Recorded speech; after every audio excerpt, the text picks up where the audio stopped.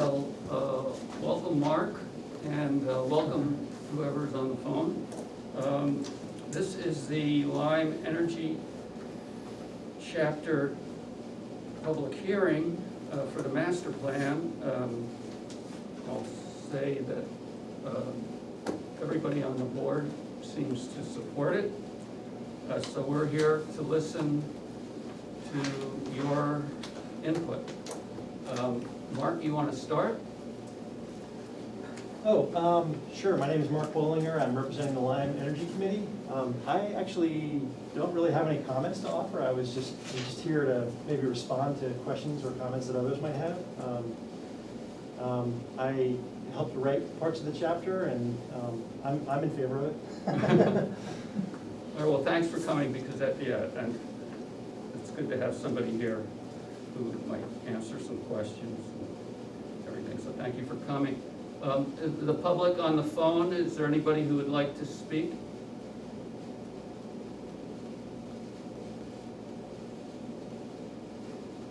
You're muted, so you would have to press star 6 to unmute yourself.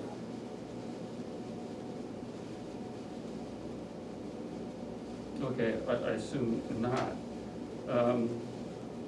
Well, I mean, I don't think there's much doubt about the support for this. Is there anybody have any specific things they want to address?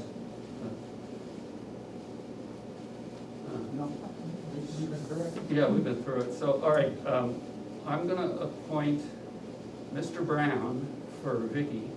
Vicky did say in her message that she supports it, but she can't vote because she's not here. Ben is not here, so it'll just be the four of us. I'd like to make a motion, and David, correct me if I'm doing anything incorrectly. I'd like to make a motion to vote in favor. What's the wording? To adopt the proposed chapter 20. I believe it's accurate. I may need to address that, but the Okay, energy chapter. the Lyme Energy chapter to the master plan that we all have in front of us. Is there what? Oh, this is what we made some changes. Well, yeah, I mean, I assume that There's those, copies of it there, Tim, if you would need I to. just- I have a like. You have an old one. Well, I said new version. Maybe 10, that's a yeah, but little- you have it marked up. Right. Yeah, I have a marked up one too. Okay. I'm assuming, Yeah, my question, whether we just made those changes or whether it's a new one. okay, so I'd like to make a motion to adopt the Lyme Energy chapter as we corrected on June 10th, and that we believe we have in front of us now, for the master plan. Do I have a second? Tim seconds it. All those in favor? Oh, hold on. I mean, should we wait a few minutes until? It's okay with me. Just to see if anybody else shows up Sure, more than 7 minutes late? sure. Yes, that's. Mhm. we should Okay. get- We can wait a Give little some bit. 9 minutes. Okay, yep. Yeah. Well, we almost did it. We got right up to the edge.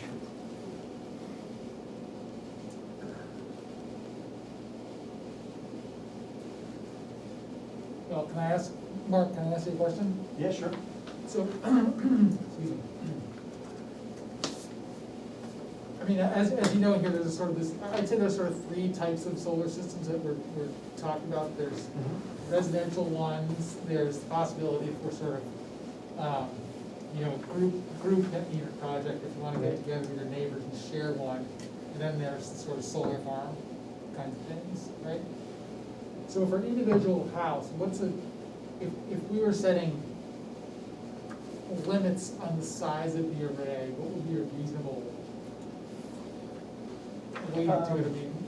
I mean, it really depends. It's gonna vary from household to household, depending on Right. what sort of electrical load people have. So we looked at some of the other towns, and some had, like 5 or 7 kilowatt limits, some maybe 10, and others there were sort of, evidence-based where the residents could show, okay, these are our needs, so we want. Yeah, so, one issue that I'm sure you guys are all aware of is, there's kind of a big push towards electrification of a lot of different things, Yeah. transportation, heating, things like that. And so that is presumably gonna push up your average residential demand for electricity. So if you establish limits based on historical consumption like that, that's probably not appropriate, because once you buy an electric car, you might double your electricity bill. Yeah, so my next question is, how much does a car use? If we're doing, we had another case in here where all of the heating is electrical heat pumps, which also Right, adds space sure, in summertime. I don't know how much that adds to Yeah, electrical load. yeah, I don't have those numbers off the top of my head. I mean, for the car, it's gonna depend how much you drive it and where you charge it, if you charge it at home versus at your workplace maybe.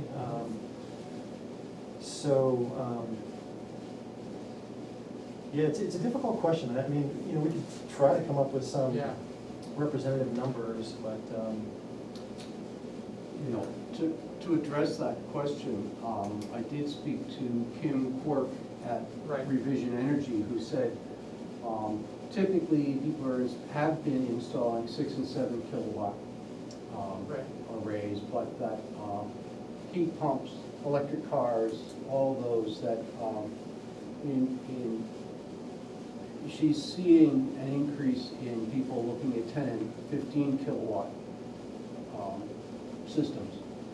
And so, but she sort of, when I spoke to her, that sort of sounded like the max of an ordinary residential right. system. So we just don't know, 15 is. we don't know what sort of unforeseen demands are gonna be in the. So, Mark, how much is the, I know that the energy density per square, or the panel's capacity per square foot is increasing, but is it still going up significantly, or is it sort of on the flat part of the curve? It has been increasing, and historically what's happened is the panel's size has remained the same, more or less, and they've gotten more efficient, and so your wattage has increased. Now what they're doing is they're actually making the panels a little bit bigger, Okay, and so you can now buy, 600 watt panel, okay, whereas the ones on the roof here, I think, are 300 watts. So okay. you can buy a single panel that's twice as powerful as what we have here. It'll also be a little bit larger physically. But yeah, in terms of just going back to the residential size, your roof area is gonna limit that to some extent unless you wanna do a ground mounted system. Right. But that's, the ground mounted system is part of what we're Yeah, gonna be dealing Yeah, with. if we're talking 15 kilowatts for a ground mount, that's big. I think that's roughly the size of the Crossroads system, if anyone's seen that. I think that's around 15. That's a lot, right? This is 18 on top of here, 18 kilowatts. This is 18th, and how big is Crossroads? I thought Crossroads was around 15, but I. So this is bigger than Crossroads? Yeah, I can probably double check that right here. I might have that wrong. Maybe Crossroads is 30. But you think that regardless, they're in the neighborhood? Yeah, 15 to 30, Crossroads is probably in there. I can probably get you an answer here Okay. in just a few minutes. It seemed to me that limiting by kilowatt is not the right way to Yeah, go. I agree. Because as technology improves, sure, we're at a flat spot now in the development, but as solar gets more and more popular, it's like anything in this country, it's driven by economics. And when enough people are buying it, people are going to invest in it, and new technology is going to get Right, developed. I think we can't foresee either predictable demand, because we don't know, a few years ago, heat pumps were kind of exotic, and now everybody's getting heat pumps. We don't know what's coming down the pike, so to limit it by number. And it's the same way with, the efficiency of houses, when I first put my house in 20 years ago, it was either fluorescent or incandescent lights, and now everything in my house is LED. And then, as Mark was saying, and I remember you saying this when you came to the board some years ago, that as time goes by and there's more The panels are more powerful and possibly smaller, even though now they're getting bigger. There's so many moving parts that it's really hard to, nail down a number. We might just get ourselves in trouble in that all of a sudden there'll be a ton of demand that we just didn't foresee. Yeah, I mean, I asked just as a starting point for, to get a ballpark of what it would look like for, Yeah. If we're setting limits and the limit was 15 kilowatts, for example, that's a pretty big. That's a array. lot. Yeah, I mean, not in terms of the power, just in terms of the square footage. Right. That it's gonna take up. If that would barely fit on the roof here, Right. that's. And that's our challenge. Big. I mean, our challenge is, everybody on this board wants solar to be, whoever wants it. We have to figure out how to do that in a responsible way. Right, yeah, as we say, we don't know, in 15 years, 15 kilowatts could be as big as this table, it's just, we just don't know. Yeah, yeah, I mean, we used the example of the satellite dishes years ago, when they were huge, and then they all disappeared. So hopefully that'll Do be you the have, case. as our resident expert, I mean, I'm not putting pressure on you, but it was helpful. I remember when you came in, it was really helpful to hear what you had to say. Do you have any sense of where things are headed in terms of size of the panels versus how the different, The technology, yeah. how that, we're getting increasing demand, it looks like, that's pretty obvious. How are those two pieces coming together? You're talking about technology trends in the panels themselves? Yeah, or anything related to it in terms of efficiency. Yeah, well, I mean, a big trend over the past year or two has been what they call bifacial panels. So these are panels that'll generate on both sides, both the front and the back. Now, obviously, that's not gonna work great on a rooftop system, but that might drive more people towards a ground-mounted system. Particularly here in New Hampshire where we get snow in the winter, and the ground is nice and white, you can get quite a bit of, reflectivity off of the snow that would generate on the underside of the panel. So, that might create incentives for people to move towards ground-mounted systems. And my understanding is that the cost premium for a bifacial panel is really not that great right now, so, if that's the case, might as well go with bifacial if you can get it. The trend towards more powerful modules, that's gonna keep continuing until you reach the kind of the physical limit, but I think we have a ways to go there. And, On a practical level, I mean, we're not talking about something the size of a postage stamp. well, I mean, you can make a solar panel however big or small you want to. As they get more efficient, you can fit the same amount of capacity in a smaller area. So, you're just talking about maybe you fit 7 kilowatts in the size of this table. I mean, that could certainly happen going forward. So, yeah, I think one other consideration that makes this difficult is the whole group net metering aspect. You're talking about potentially limiting the size of a system that any given household can put in, but under the group net metering bill or law,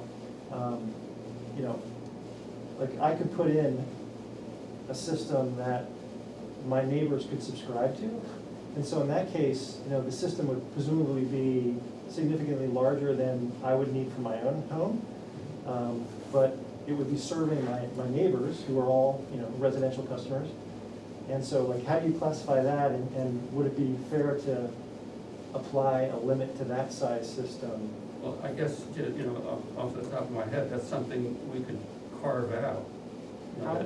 That we can define what a group group net metering system is, and possibly carve out some exemptions in terms of size. Swapping lot coverage, things like that. I don't know, I mean, that's a really hard thing to figure out.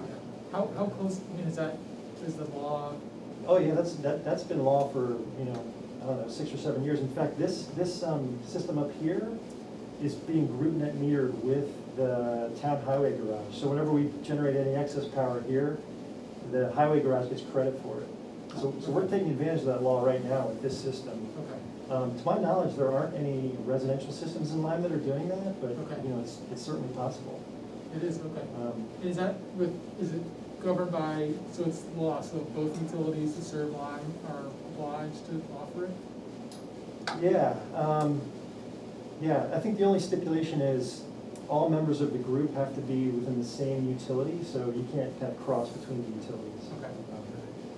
So Do they have to let be me, neighbors, or could they be, It could be, it doesn't have to be your neighbor, it could be, it's all kind of virtually done, so Okay. it could be anyone, really, I think, anywhere in the state, as long as they're with the same utility. Okay. but how does that work? You say that so-and-so subscribes to it. What is a subscription? Yeah, so you have to sort of like register with the state. So if I were to do this on my property, I would register as what they call the host. And then I would just go around to my neighbors and ask them if they wanted to kind of subscribe to the output for my system. And we would just kind of draft up a little agreement. And I believe the way it works is the utility would sort of compensate me at the retail rate for any excess generation. And then I would be responsible for kind of like cutting checks to my neighbors to kind of reimburse them for their investment in my system. Oh, so the subscription is, they would basically be investors in your system. Yeah, But you're not actually feeding them well, energy. Well, it flows into the grid, and, you know, you can't control where the electrons go, but, you know, the laws of physics would dictate that if there's demand close to where the system is, that's where the power will go first, I guess, as opposed to flowing, you know, somewhere else. But, So you're right, John, that if Mark is the host, he generates a bunch of excess power and he pumps it into the grid, And it gets paid for that. and he gets paid for it. And, you know, his neighbors are all running their, whatever they're running, they're all using power. And it doesn't go directly from Mark's grid, Mark's panels to them, it goes into the grid. And then when the neighbors need it, they get the power out. Where's it, when the neighbors need it, what? Well, when they need power, They when have it. when they wanna, you know, run their electric razor or Right. something like that, They have it. they got it, right. And so, And they just get money from Mark. I think that's right. yeah, Yeah. it's really just bookkeeping, right? yeah, exactly, it's just an accounting, like a virtual accounting transaction. Which So it's a way to provide more power into the grid, Right. and everybody's just sort of going through this exercise. Yeah, because, you know, it's designed primarily for people who maybe don't have a good rooftop for solar, or don't have, you know, Well, land. I'm surrounded by, 7,500-year-old oaks holding tons of carbon. Yeah. And I had professionals come and they said, forget it. Yeah, So, I'm a prime candidate. sure, yeah, absolutely. And so, I mean, that's right. If there were somebody that had a bunch of land with a nice southern exposure, this net metering law allows there to be an arrangement where Right. you pony up some money to help them put some solar panels on their land, and then, Basically, it sounds like it's a way of intensifying production of energy. I mean, theoretically, if the law is allowed, people could just set up these huge arrays and feed it into the grid. And the bookkeeping becomes, just an add-on. Or somebody could just generate a lot more and get paid for it and not give it to anybody else, just keep the money, right? You could do that. Well, that would And then be, you'd have to pay for the system yourself. You wouldn't get any neighbors putting money in, but then you would just get to keep all the extra money. Well, so the way, in that case, it would just be like traditional net metering. And with traditional net metering, you really only get compensated for power that you actually consume. So if you're generating more than you consume, you just kind of build up a credit. Okay, so you don't actually get cash, you get credit. for Well, it. so I put my system in 2010, and back then, it was just you would just roll the credit over from month to month. I believe they may have changed the rules recently, where they're like cutting a check for excess up to maybe a certain amount or something, but I should double check on that. you know, I'm just thinking, because having you here is so helpful, and well, let me just say what I want to say. You know, we're gonna be working on this.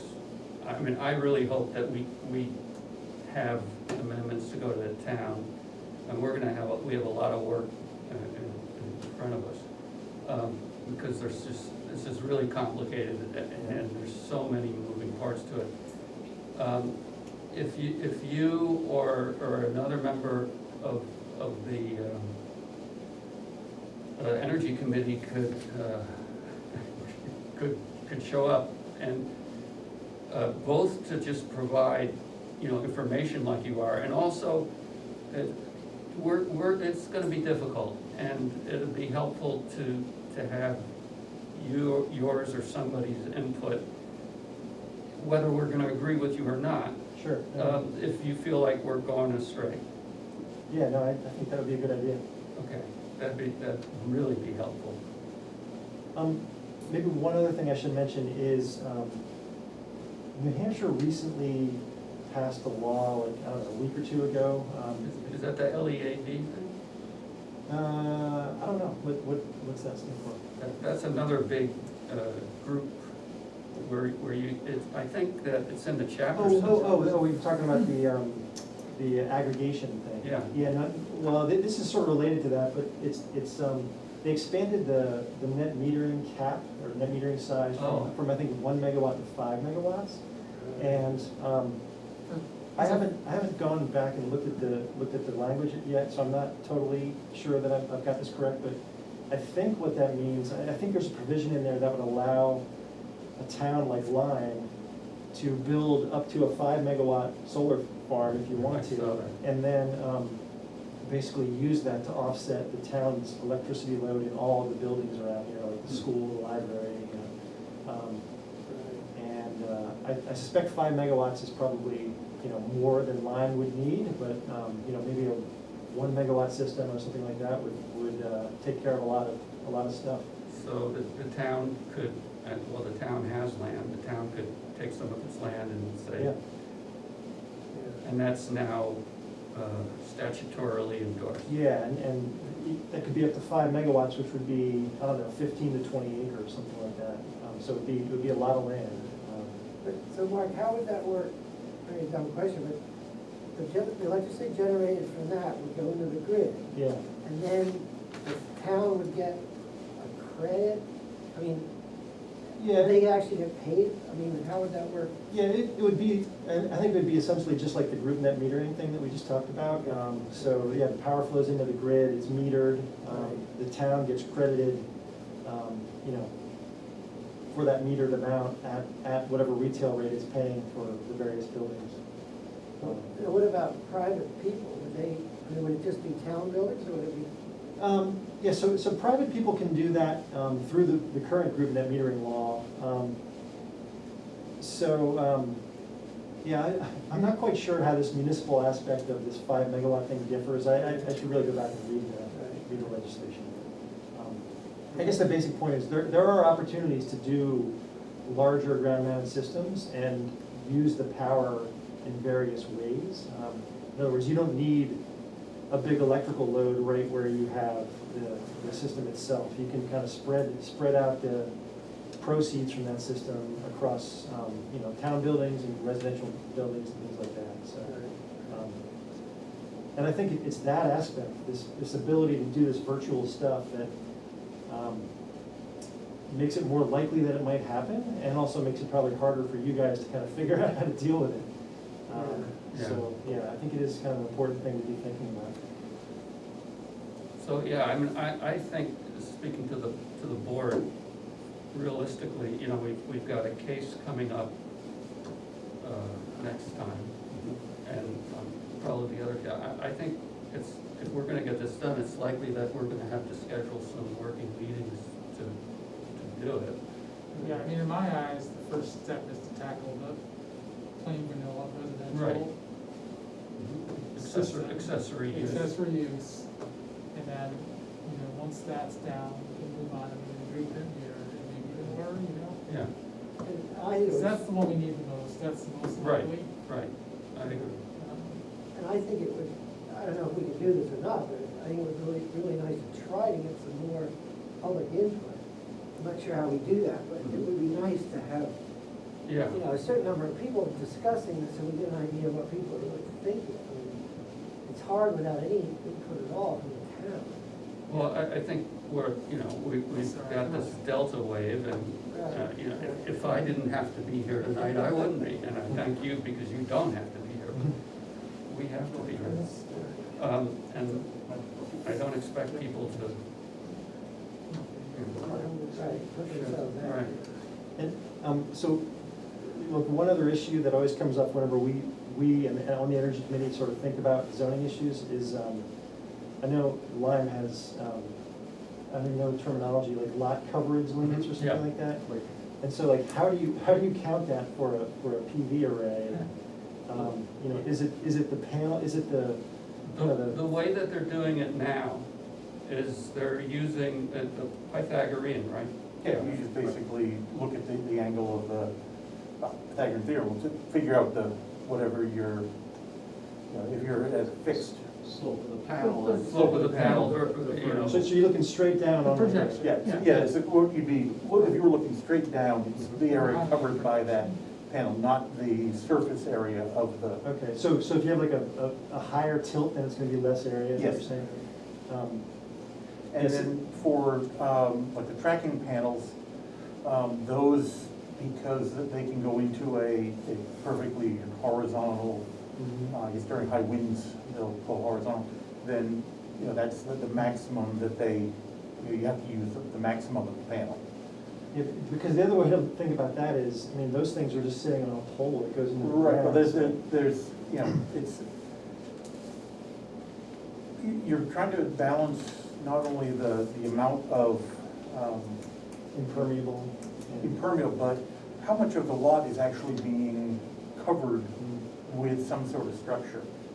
And so, you know, just because you have you know, let's say a 2-foot round cement column in the ground, it doesn't mean that you've opened up the rest of that lot. You still have a panel that's sitting in that lot that you have to keep everything clear of. Right. So, let's say you put that right up against your neighbor's property line, well, you need to make sure their land is clear so that your panel can swing. So that's why the lot coverage on those, you know, because you are using up coverage of that lot for the movement of Sure. that panel. Yep. But in terms of the counting, you know, some of the towns that have solar ordinances do it differently. So Hanover, I think I read this correctly, doesn't count solar for their lot coverage. Yeah, I mean, we've looked at a lot of different towns, and there's a big variety. I mean, the other possibility we could do with lot coverage is, you know, create special exceptions or something like that. So, I think we could vote on, We could vote I on. think we could vote on the chapter now. Yeah, oh, yeah, okay.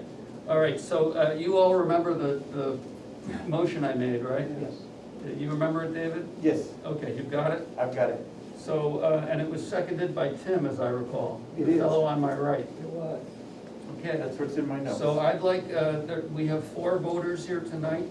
All those in favor, please raise your hands and say aye. Aye.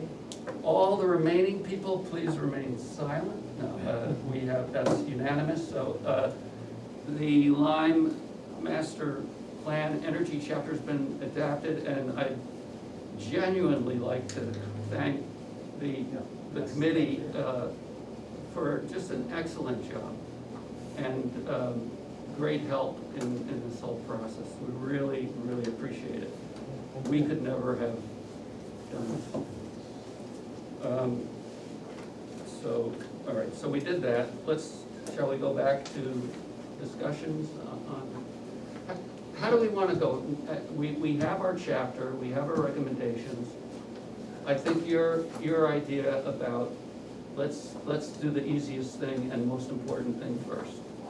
And that's that'll be the roof mounted and the accessory use ground mounted, right? Is that what you had in mind? Yes. Okay. So right now, what we've been talking about is using the present system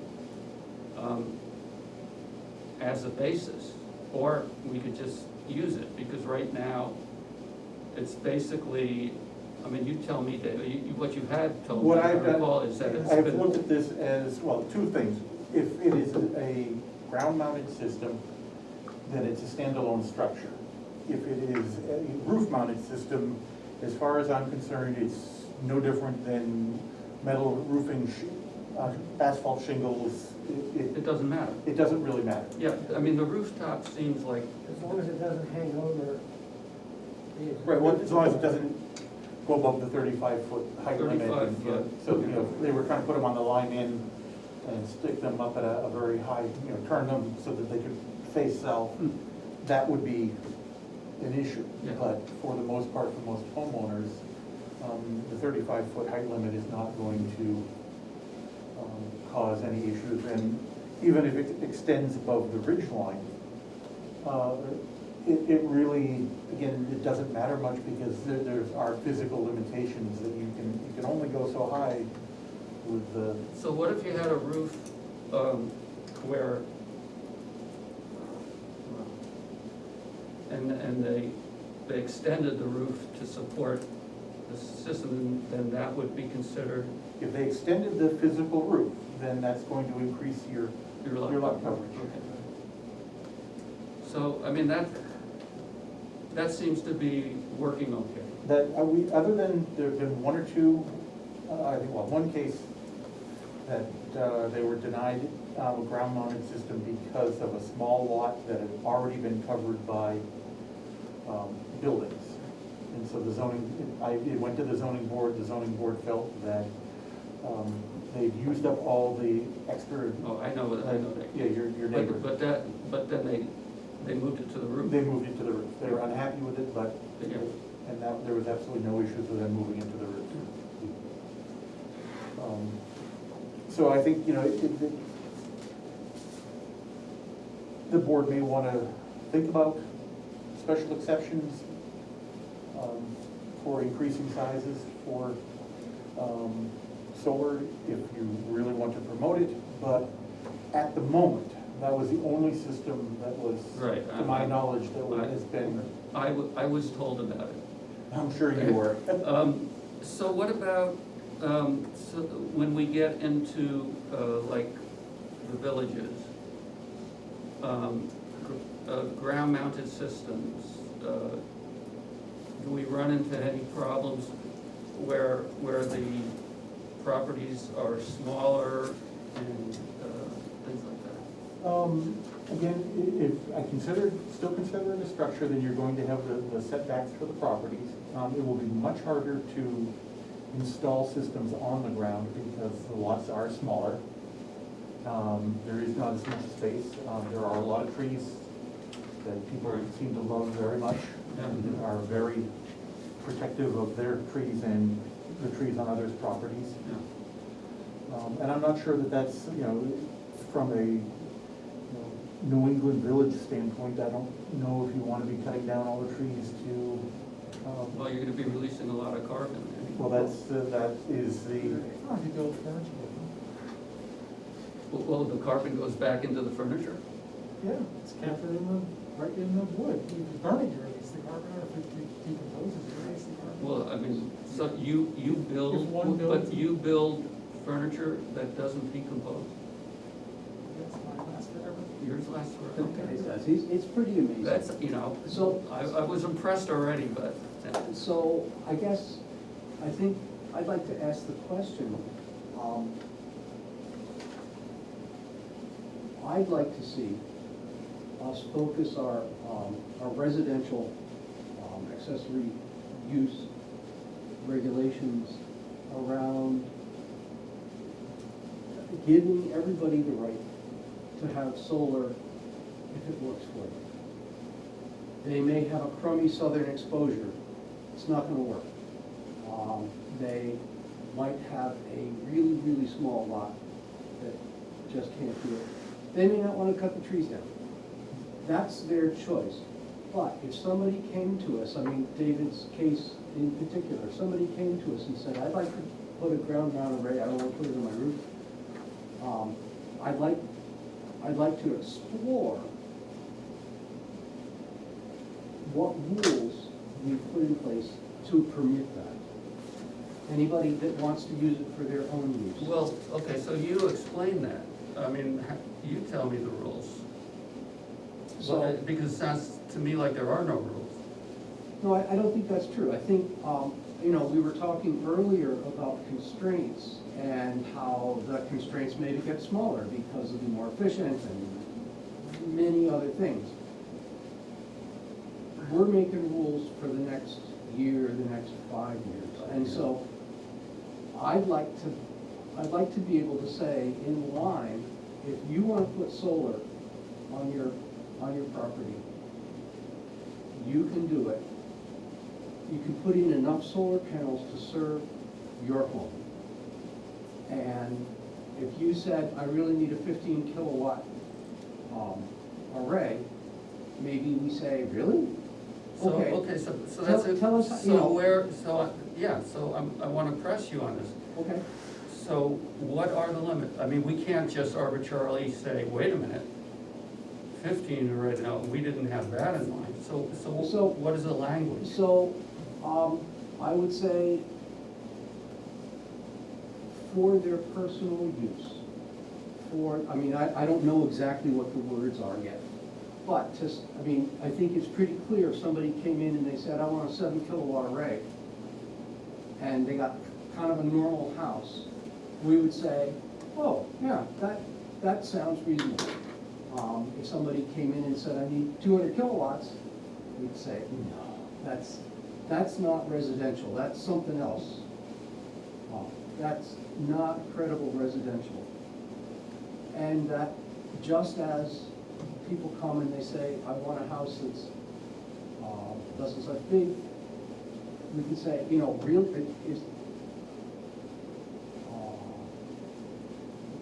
is that really true? Show us some electric bills. Show us an annual, show us a tally of your electric consumption over years. Yeah, but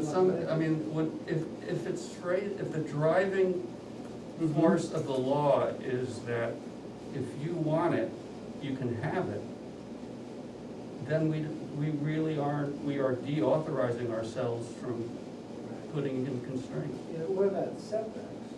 So I did, the one thing I wrote down is setbacks. I think, there's a reason, especially in the common district, the Lyme Common District, there's a reason for setbacks so that you're not cheek by jowl. You're not any more cheek by jowl with other neighbors. I think I could easily live with the setback rules. If you had, the back 40 of your parcel had good southern exposure, and there weren't a lot of trees, and you wanted to put a bunch of solar panels back there, actually, it comes down to it gets to the question that you asked last time, Tim, which is there any place where it would annoy your neighbor to put solar in? And what rules do we want to put in place? I can see if somebody has a gorgeous view shed, from their house, they're looking down through a pasture, you know, this gorgeous view and they have everything, and somebody wants to put a whole field Do of they solar own the panels pasture? in. No, but I Oh, mean, it's still, okay. yeah. Yeah. It's still not, they're not gonna be happy about it. Okay, And what they do about it, I don't know, but. right, I mean, and what should the zoning be there? I mean, that's, Right, that's an honest question, I don't Well, know. you also have to remember, there's a lot of times that you have no control over that neighbor's property. They could subdivide it and put in houses, and you wouldn't like that view Yeah, either. I'm more concerned about things like, Mhm. and I'm not, you know, my reaction isn't like, oh no, but when I'm thinking through stuff, when somebody suggests something, my questions are, and it's all of our responsibilities, Mhm. what can go wrong? Mhm. Not necessarily because things can go wrong, we don't do it, but we should be very aware of what can go wrong. So, yeah, I mean, I agree that it's terrible to lose your view shed or to have something, but that's how zoning is working Right. now anyway. Right, but I think there's a difference, I mean, somebody could build houses, they could build a barn there or whatever, but I think a lot of people view the solar panels as a different, in a different light, maybe than a boss or something, you know? Okay. I mean, it's a different, now, maybe we can't worry about that, I mean, maybe there's no way we can. Well, do anything about that. we can require screening. Most of these other ordinances, Right, look they at, require they have screening. require screening. Mhm. We require screening Yeah, I mean, for many other that's right. types Right. of structures. That said, you know, we do now in our now adopted chapter, screening is adding more regulations to solar, and that is contrary to. Well, that's not, I know, we've had this discussion Yeah. before. I don't see making energy systems more permissive, which I think we're all in favor of, doesn't, you know, it's not defined as you can't have any constraints. Mhm. What I view it as on balance, it'll be more permissive, but to think it's We'll see. it's Yeah. suicidal to approach things that way. But, okay, so what happens in this, Yeah. let's keep going down this Mhm. road. Wetlands. From my point of view, wetlands are crucial to a healthy Mhm. environment, biodiversity, and particularly with the crazy weather that we can expect going forward. It's there, you know, those regulations are there for a reason. They're not, and I think it just becomes more and more important in the same way that solar energy becomes more and more important in this new world we're living in. So, supposing somebody lives on a lot that's basically, you know, their house is in an area that's okay, but The driest part of the. the driest part of it, Yeah. and the rest is wetlands. Okay, So, I want Mhm. I wanna stick them right in the wetlands. so the answer is I don't know. I think obviously solar is about as pervious as anything. I mean, it's a couple, concrete pads spaced out. There's not a lot there. But we're talking in the context of somebody says, we're giving, you know, the right, a person says, I wanna be able to completely be self-sufficient. Mhm. And last year I only used X amount of electricity, but going forward, I expect to use, you know, pick your number. Right. And so I'm gonna need 20 of these things, Mhm. 20 ground mounted in the wetlands. So, the answer is, I don't know the answer on wetlands. I bet there's pretty informed research that would say, yeah, solar doesn't make a whole lot of difference to wetlands, to its ability to absorb water, to do whatever. Or, yes, it does make a difference, and you shouldn't do it. But we don't know that. You know, is that something we could find out for the next meeting? I guess. I'm smiling here, yeah. I see your eyes are smiling. You John. just volunteered. Yes. Yeah, so I mean, I think if I could ask you Mhm. to look into all these, you know, the issue, whether it's wetlands or flood-prone area, you know, all of the, Steep I can slopes. actually, I will Steep talk on slopes. the flood, because I am the town's floodplain administrator. there you go, there he is. The way that step back, we participate in the federal flood insurance program, so that people who live in Lyme, who are in a floodplain, can get reasonable flood insurance. Mhm. If you have to just buy flood insurance on the open market, it is outrageous Right. high. So in order to do that, Mhm. to participate in it, the town has to have a floodplain ordinance, which we do, and we have to have somebody who administers it, like me. So what happens when you try to develop in a flood zone? There are some rules. The first thing is what you can insure. And basically, you can insure your residents. And that is it. So if you have a garage, you have solar panels, you put anything like that in a floodplain, you can't insure it. So you're not gonna get insurance on it. If a flood comes and wipes it out, Any outbuilding. any outbuilding, basically. Flood comes in, wipes it out, and you say, hey FEMA, I need a loan to replace this, or I need insurance to cover this, they're gonna say, you're out of luck. We don't, that is not covered by your flood insurance. So they don't, those types of structures are not regulated because they are not covered by the flood insurance. Okay. So, with the exception, if you put up a structure, even if it's not covered, that impedes floodwaters, that causes the floodwaters to change direction, then that does impact it. So, if you were to say, okay, I'm gonna put in my solar panels, and then I'm gonna put a berm of land right behind it, so if it floods, it's gonna channel that flood water and channel all that pressure away. It sounds to me like, we don't wanna run into the flood prone. Well, what I'm trying to say is, it really, you have the regulations in place, it would be considered as a structure under the flood, FEMA rules. And so, I'm not worried about floodplains because, that's already been covered by, Okay. the rules I have to follow anyway. What about steep slopes and erosion? See, I think the first thought would be, well, the steep slopes aren't being used for anything else, so maybe we should put it. But the But problem is. that's the reason they're not being used for. Well, the problem is that the only thing that keeps the water from eroding the slope is vegetation and trees. Right.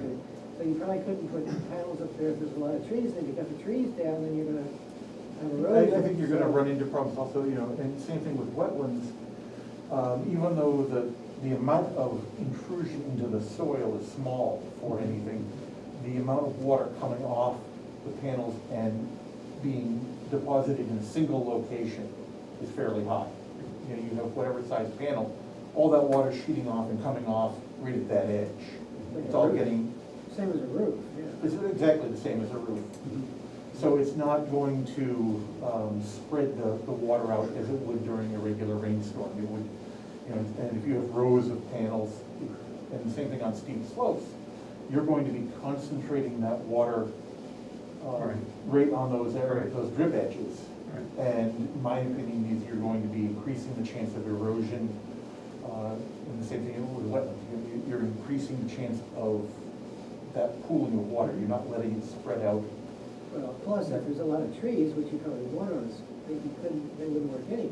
Well, they wouldn't work in, but taking them out, and then the same thing with trees, is you have a large amount of foliage that it takes time for that water to get Right, down. it slows down the, Sure. slows Right. down. Yeah, so I think these are interesting questions, I guess, I guess, Well, no, it's things to think about and ask, because, I'm not saying, I'm not a scientist, I don't know these things, but So- it's my own. And I bet there's people that do have Yeah, see- decent see answers what that you you can can look find. at. Okay. I mean, I like the idea, in an ideal world, what you're saying. I have noticed that we don't live in an ideal world. So, I like that, because wouldn't it be great if everybody, could basically be self-sufficient?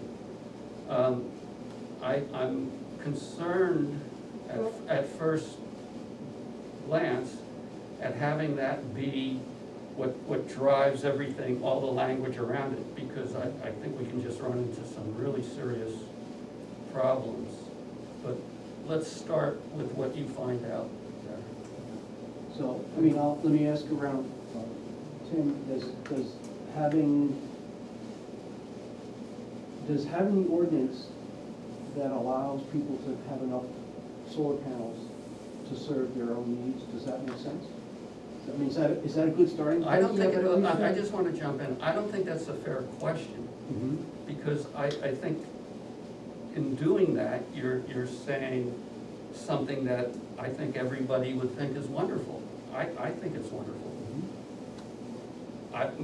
The question to ask that I would, if you're gonna go around the table and ask people, isn't whether that's a wonderful thing. It's, is it practical? Can we do it in a responsible way? Right.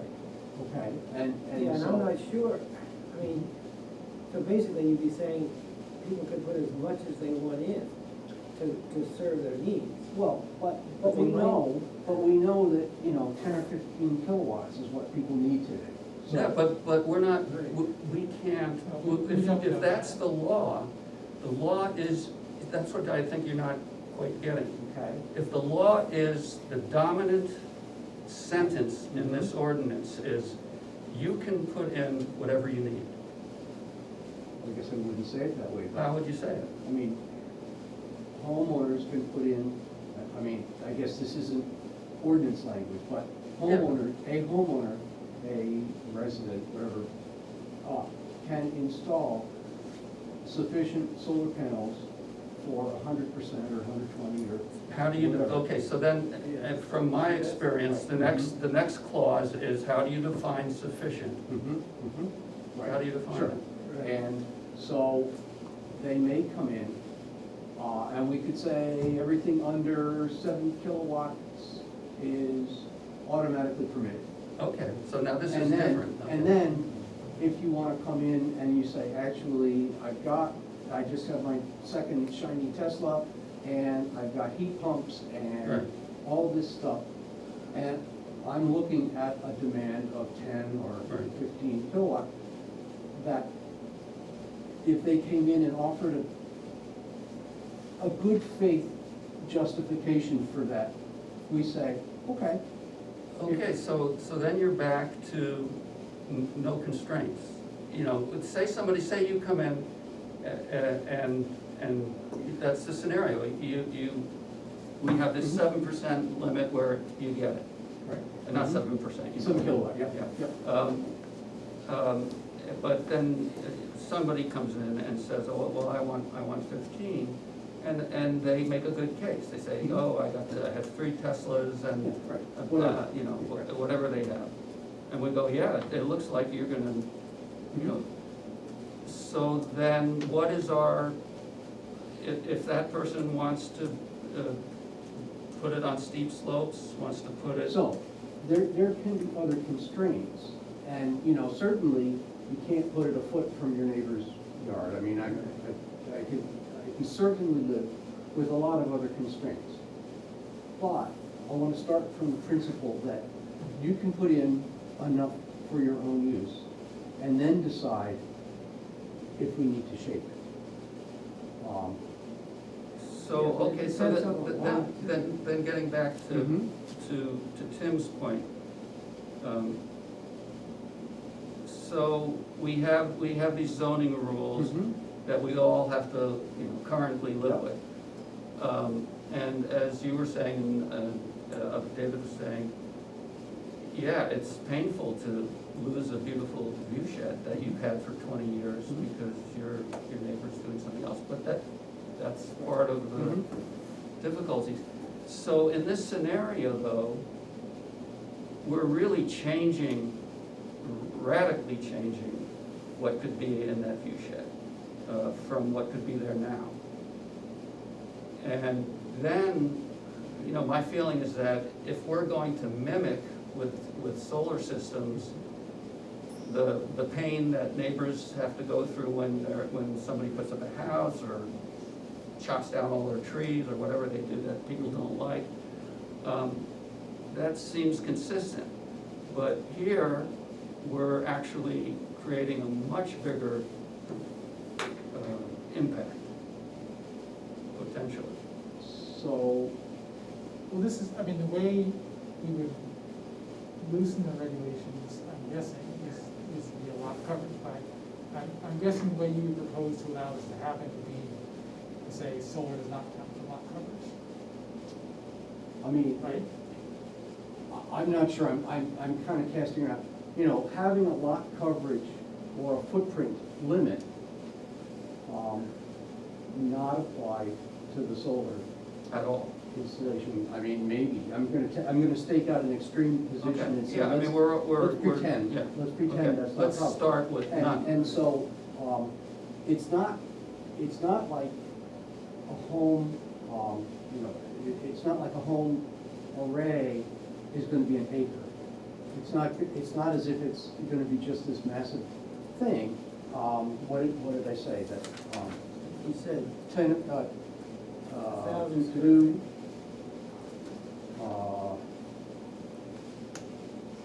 the 7 kilowatt array is, 350 square feet. 350 square feet, so 15 might be 1,000, as much as 750 or 1,000 square feet, so it's not small. I mean, I'm certainly not saying that. And what did you say, that's like a garage or something? Well, a 6 or 7 kilowatt array is sort of like the size of a garage. Yeah. So it'd be two garage, you know, size of 2 garages. So somebody in, not necessarily in a really small lot in the central area here, but that has a little bit of room, they could have their garage, they could have their house, and then they'd have another, let's just say for the sake of the Say it's a discussion. garage size. So then another garage size Right. lot coverage. And, you know, and so I think, I mean, this is part of the reason to have the public here, to see if, The public, the public, to see if that's, if that's anathema. It's like, oh, no, that's terrible. Or, oh, I mean, well, because, yeah, because I we think. have one person, so, you know. Yes, so But that's- we still have 35-foot setback. The public Yeah. has trusted us to Still make have the to- decision. I think that's fair, yes. Right, I mean, I think what we have to do is, we can't drag the public here. I mean, ultimately, we're gonna have to make the decision. I mean, supposing 5 people showed up, which would be a good crowd, Right. especially under these circumstances, and all of them said, we hate solar systems. No, I mean, just No, imagine. exactly, you know. So, in- what am I mean, I'm gonna say, I'm sorry that you feel that way, but we're gonna have an amendment. Yes, and, you know, I was gonna say that I almost cherish getting a whole bunch of people in and saying, yes, I love this, or no, I actually hate this. Because it would really help us with our job to understand a little bit about what the town is thinking. Yeah, but as Eric said, ultimately, it's gonna fall to us. I mean, unless, we've already gotten an endorsement from the town, from that vote. And that's why we got the energy chapter, that's, But I think what you're saying, that the endorsement from the town is everybody just needs. well, of course. That doesn't mean it. And that's exactly why our jobs suck. Because, but it's true. No, I mean, it's true, because we have to ask the questions that are not popular questions. And sometimes, you know, make decisions that aren't popular. But that's our job. So, anyway, I think you take that and run with it. Okay. And I think any of the rest of us who wanted, might want a different approach, research how your approach works. But be nice to have, for the next meeting, people come in with various Yeah. approaches. And maybe we could ask some of our friends and just say, is there a situation where you might not wanna see solar? Well, I think that's a good idea, is Just get some idea from some ask people. That's a really ask good idea. friends for feedback. Yeah. But not, do you want solar Right. energy? Is there a situation, is there any situation Well, I where you think, might be opposed to I having think a solar? if you ask solar it so panel? generally, it's not gonna be helpful, because people aren't immersed in the zoning stuff. Yeah. I think the thing to do is give them examples. What if exhibit A, what if exhibit B, what if exhibit C? Right, And don't leave it Ask open. about, what if you had it right up against your property line? Right, What if you filled Bailey's Field with right. solar panels? Well, I think you'll get a diverse reaction. Well, exactly, but those are the types of That's a things, really good question, I mean, Right, that's real, I mean. that's really gets to, those are the things that people are thinking about when they think about solar. Everyone, again, I don't think you'll find anyone who says, I don't want solar, I think it's Right. great. But when you start, When again, it's specifics. when you get into the specifics That's of where it things, gets hard. Right, and if somebody has 80 acres and their house is kind of in the middle of it, they're not gonna care because they know that they're never gonna be impacted by it. Yep. But if somebody has Mhm. 4 acres and they've got land all around them and that's their view, anyway, so yeah. right. So Mark, you're here, and I know, obviously you have a, yeah, I mean, you have a particular view, investment in this. But regardless, you've heard our discussion, what's your impression about the things we're discussing? I can see an argument for,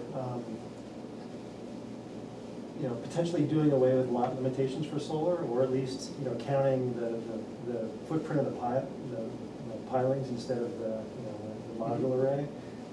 Because, one way to think about it is, it's a utility, right? It's, I don't think the planning board would ever prohibit a residence from getting electricity to their house, right? but utility poles are not counted as part of your lot coverage. So if you run Okay, yeah. put utility poles down your driveway to get power to your house, I'm not gonna be going out there and measuring the utility poles and saying, well, you used up all this area for each pole, and Yeah, and so, based on that, one could argue solar's kind of potentially serving the same purpose, supplying electricity to your house. So maybe there's an argument there for going with less restrictive lot coverage limitations. And, I think the smaller lots in the village here they are probably a thorny issue. I don't know, it's something you're gonna have to struggle with, I think. Yeah, I think the that's a good- real issue is very simple. Solar, you're converting sunlight to energy. Plants are converting sunlight to energy. It's the same thing.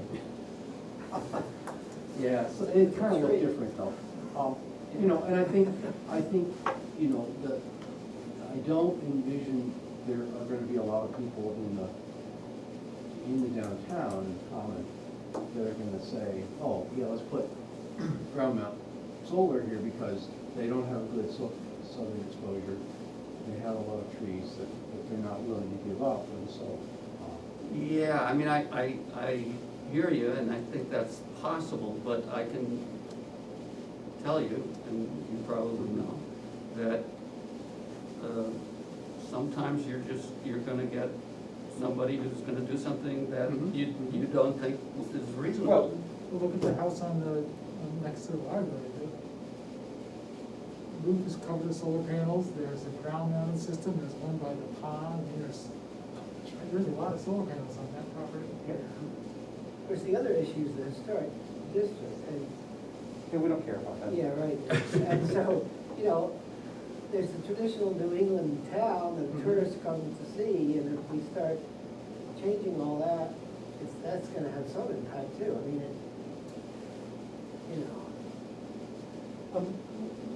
I guess one thing I will say is, I think this, what you're struggling with, like the residential size systems, is obviously an important thing to think about.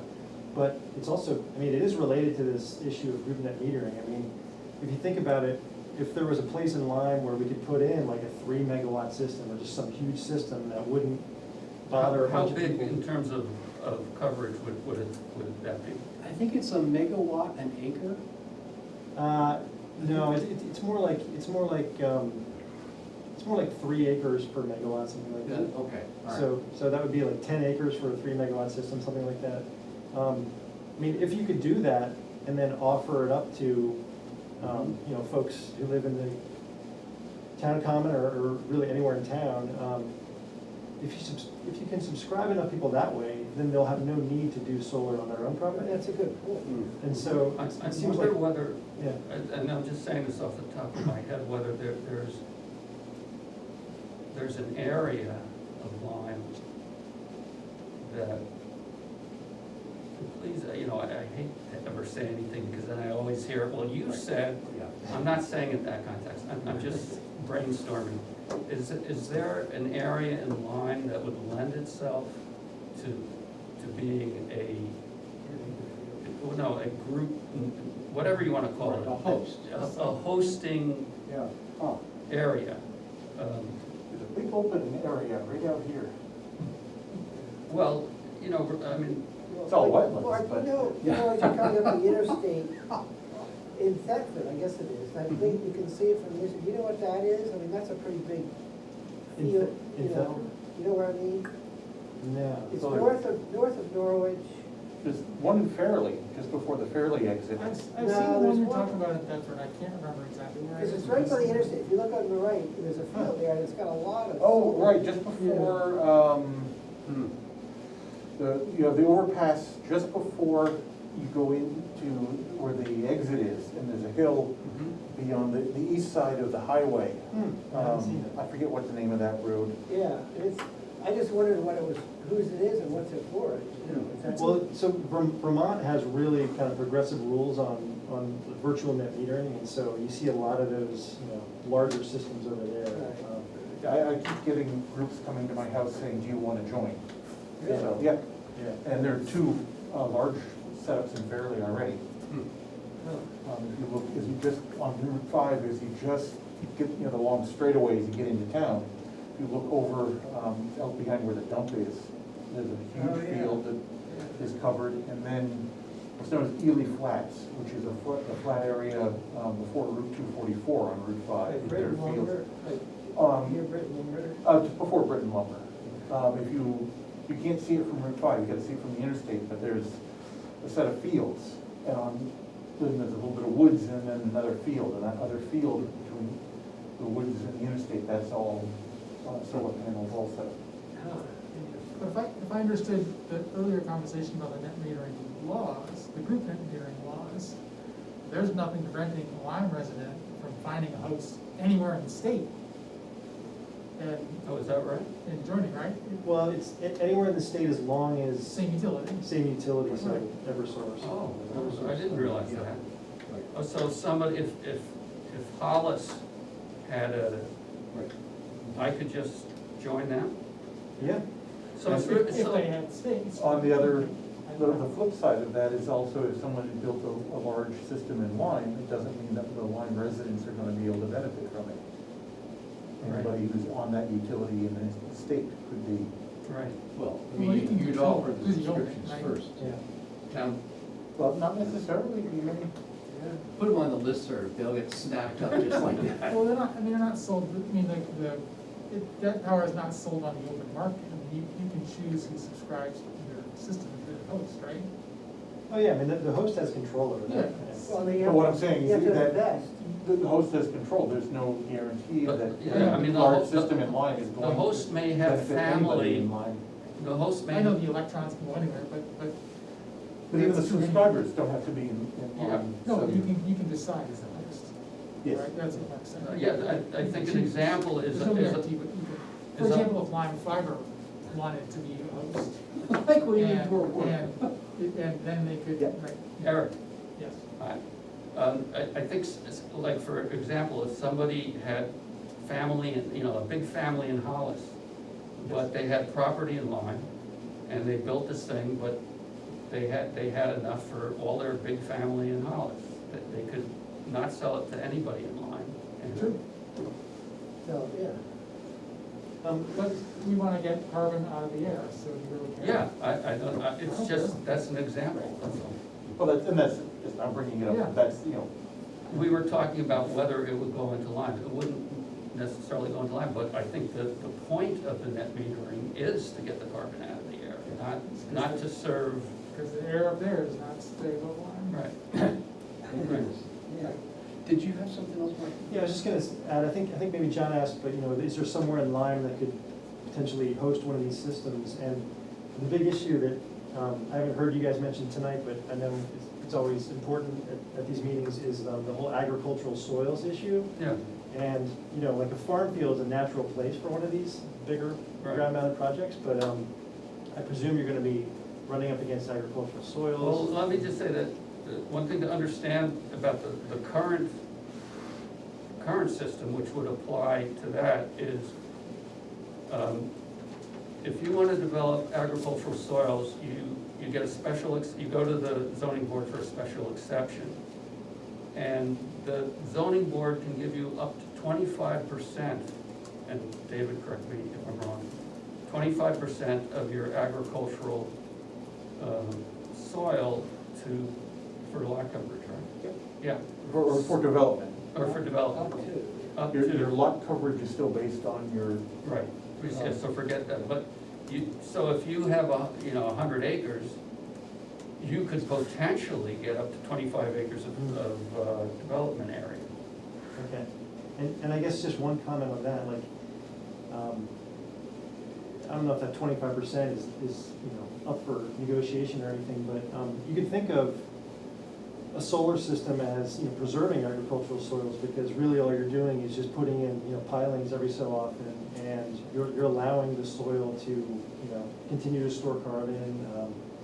Some of these ground mounted systems, they'll put in like pollinator friendly habitats, or in some cases they graze sheep underneath them, and so it can be compatible So with. maybe if we're, I mean, I'm taking your word for it, because I don't know, but, so maybe if we were gonna do something about that, we could require some sort of agricultural soil friendly measures to go with it, rather than, okay, we're just sticking this, but, okay, you would, some of the things you just mentioned, could be things we could consider asking to go hand in hand with that. Yeah, potentially, and then, when these systems, at the end of their useful lives, 30 years from now or whatever, you can always just pull those stakes out of the ground, and you're basically left with the same field. That was my point as well. Yeah, I mean, one of the things that the other towns that we've looked at have had with the bigger systems is I forget what the term was, but when it's no longer in use, the owner is responsible for Yeah, getting rid decommission. of it. Making it go like Yeah. disappear, So what I'd suggest is that all of us kind of come with, it doesn't, kind of what Rich, we were talking about, where each of us come up with just a general outline. And I would really encourage all of us, even if it's our favorite thing, to provide problems with our only, have a list of the problems that our favorite thing isn't, it's not really addressing that well. So that, And talk to. So John, what I think I hear you saying is, we should become prepared to talk about the worst part about our idea. exactly. Yeah, good idea, I like Exactly. that, it hurts. It does. Yeah, and But talk- and but talk to- any one of our approaches is gonna fall short. We know that. And try to talk to some people, get maybe some try to get some feedback. What I think would be great, and we're gonna have more people than we're tonight, is that if we can do this and kind of take the best of all of our stuff that, and then massage it, we might get something good. But I also think that your idea is a good way to go and a good fallback, that we need to get that done at the very least. you know, the accessory use stuff. Yeah, although, I mean, the other way to look at it is, we could just not deal with that because it's allowed right now, right? We could. Focus on. Leave it- That's an option. Leave it the way it is now. We could just leave it That's an option. go. And then you have to write down all the problems with reading it. Just the way it Yeah, that's what Vicky wants to do, right? That's been her. is. Is it, all what, along. to leave it as it? It's a structure. Oh, is that right? Yeah. I mean, I run the risk of mischaracterizing, but, you know. I believe that that's it, that is her Yeah. opinion. Okay. So keep the lot coverage and everything. just the way it is. Yeah. Well, I mean, I seem to recall that at one point, you know, Vicky brought in the Hanover thing, which was, you know, pretty wide open, It's so, pretty wide open, and that wasn't keeping things where they. but that wasn't her personal, Oh, it wasn't? Oh, okay. and that was not. Okay. That was not her opinion in these meetings. I so see, okay. If she has an opinion for Hanover. Got it, for a got it. lot, I think you're right. I think, you know, one of the things she stressed that is, you know, one of the basic premises of zoning is it has to be fair to everybody. Right, And her issue is if you say you can put all the solar panels on the property that you want, but your neighbor can't put a shed, is that fair? And that's the question she's, right, I remember that now. Yeah. you know, that she's asking is that, and that's something that, you know, if for some reason somebody decides to take the town to court on, with an issue, that is something that they will, you know, could hone in So- on, that it's, Yeah, that's a good. that it's Oh, not. you mean on a legal problem? Right, that, you know, or somebody, they don't get their shed, but they come back and say, look, the town allows all these solar panels, there's no difference between how much area this solar panel covers and how much I want my shed to cover, yet the town allows it. So, you know, it's just an issue to, Yeah. You know, I was just gonna say, and that actually kind of raises another issue is, you know, could that neighbor then, instead of putting in a shed, could they put in basically a shed with just a solar roof? well, that's the other, one of the issues that, Right. you know, Vicky has again brought up, that, you know, what about building a structure just to get the solar? Yeah, and kind of related to that, I mentioned these bifacial panels that can generate on both sides. Mhm. People are starting to put those up now as, they're using them for fencing. So you'll see, basically fence line running north-south, it's got like two of these PV panels just stacked on top of each other. And kind of catches the sun as it goes from east to west. And so, I don't know, if that may be far-fetched for Lyme, but you might have situations like that where people Well, I start to. mean, whether things are far-fetched or not, Yeah, all it takes is one person to wanna do it. yeah, So my personal view is that nothing is far-fetched in terms of it being a possibility. You know, one of the things I'm wondering about in Lyme, you know, I think we all wanna pass something that's gonna not only pass, but I'd like it to pass, you know, enthusiastically. And one thing I really wanna gauge, I mean, I know for a fact, well, I should never say I know for a fact, but it's my opinion from what I've heard, you know, people in Lyme, when push comes to shove, they really love how things look. And not everybody, but a lot of people. And, you know, where, and this might be help, you know, talking to friends and neighbors.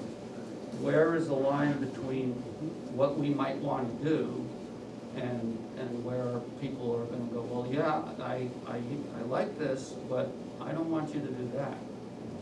You know, it's like as you're talking about the different forms these things can take, which will probably be infinite as time goes by. And people's attachment to the appearance of Lyme, you know, the tension with that is something we're gonna have to Yeah, gauge. I think it would be nice, if possible, to not pit neighbor against neighbor, you know, to not create situations where neighbors are really pissed off at their neighbor, you know, but, I mean, Well, I mean, actually zoning is that. Zoning, I mean, people still get angry, you know, about it, obviously. But, you know, instead of, in the old days, you know, might made right. You know, and then zoning is an effort to balance the interests between neighbors right, and owners. So that's our job. You know, I think you look at the Lyme Common District, you know, that is a residential business community center. Taking and putting in a huge solar arrays to supply power for, you know, a large group of people in that area may not fit in with the idea of that small community. You may want to think about putting it, you know, saying personal generation is great there. Anything larger, let's look a little outside that. yeah, we probably won't wanna cover the common with solar. Well, it's a common ground, so it would be a Why good. not? You know, I mean, if everybody voted to do that, not gonna happen.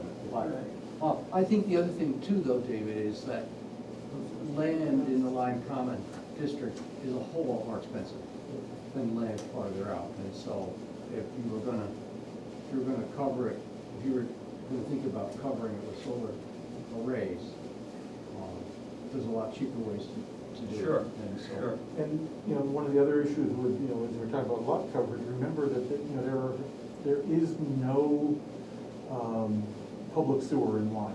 Every lot has to be able to support its own waste, and so. And a replacement. And replacement, so, Oh, yes.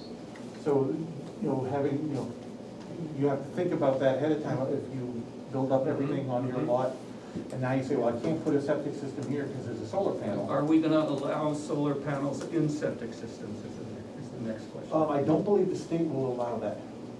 Gee.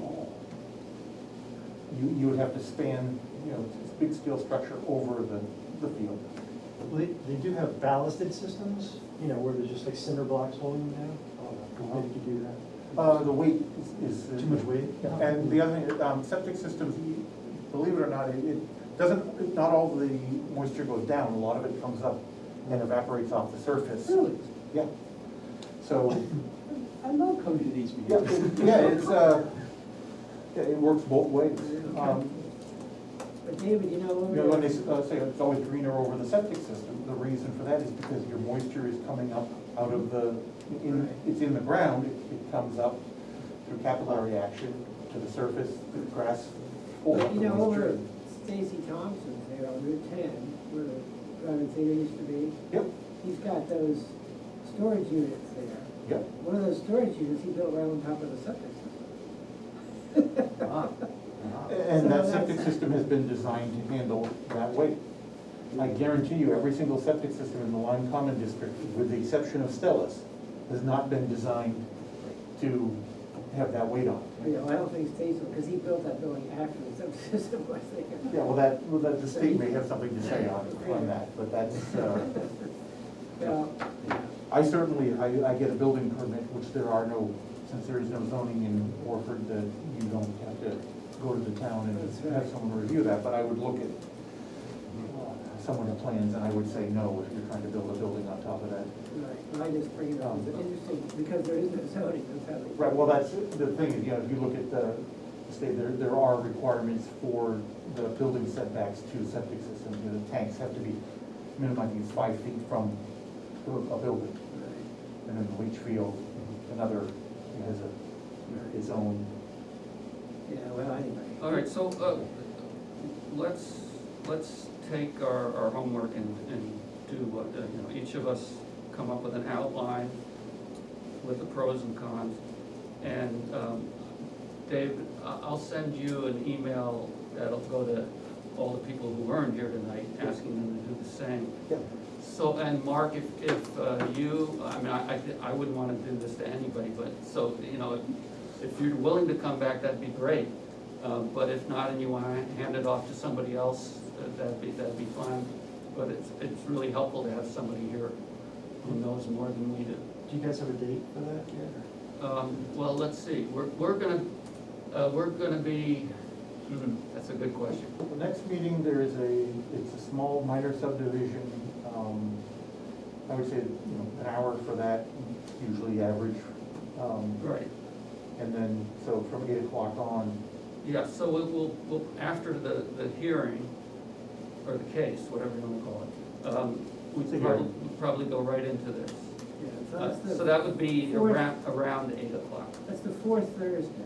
Fourth Thursday of every month? Yeah, because we meet the second and fourth Thursdays of every month. Oh, okay. The second Thursday and the fourth So Thursday. this is the 19th, so there'll be a lot like the No, 23rd. today's the 19th? Today's the ninth, yes, Ninth, thank you. yeah. The 9th, so it'd be the 23rd. 23rd, right. Yeah. So, and if there's any change, like we get 2 more cases for that night, would you let, you won't because we're past the point. oh, we're passing, okay. so- There's a 21-day legal submission date that We we're past. we really appreciate your coming, Mark. It's a great Oh, help. sure. Thank you all. And again, please thank the Thank everybody on the Energy Committee. Energy Yeah, yes, Committee will for do. their work. So we're gonna delay doing the minutes until next time? Unless you want to read I through don't them. know, it's fine with me. I haven't, Right, I have copies. Too long, we have to study. My intent was not It's gonna be on the to, final. John, do you want a copy or you? I'm done. You see them?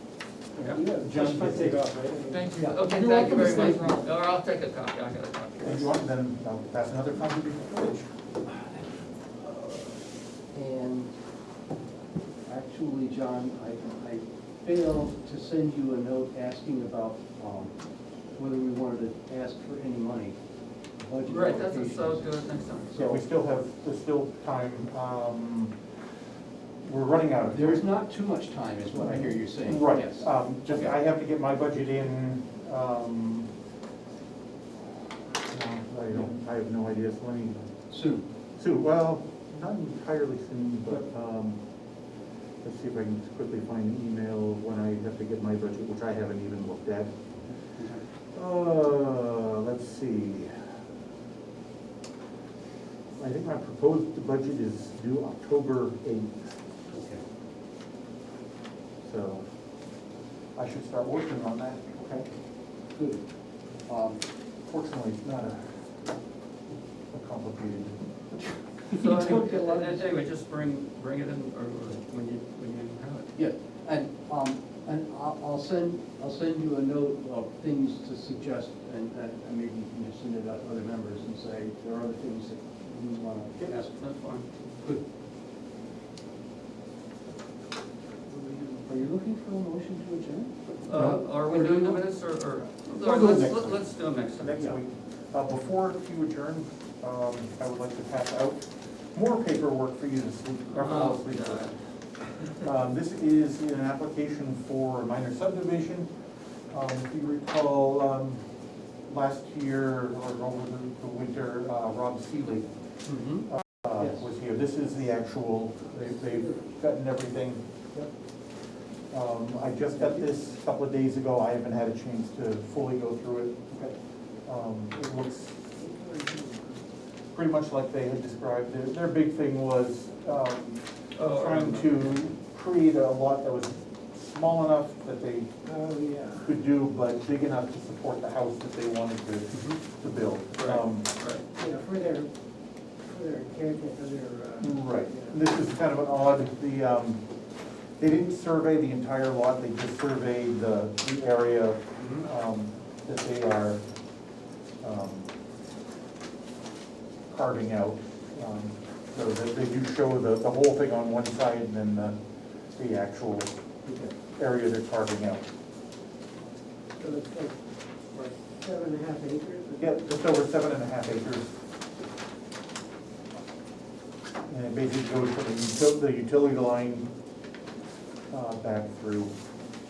Yes. A lot of road. Yep, and I think that's,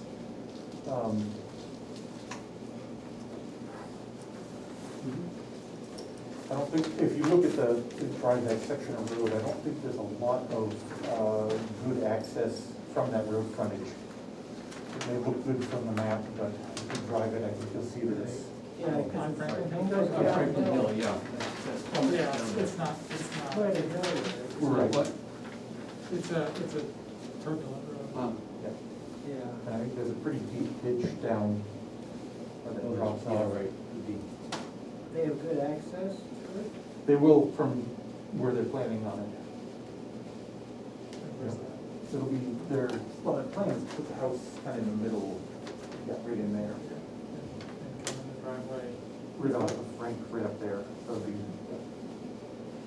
Yeah, where's the driveway, David? that I didn't see, that may be something the board needs to ask you to put on there. Well, we can do this next time. Yep, you got 2 weeks. All right, I'd like to make a motion to get out of here. For a second? Rich Brown seconds it. All those in favor, leave. Or you can stay with me till 9 o'clock. No, I would love to, but, Yeah, I always get abandoned. oh, that's a heartbreak.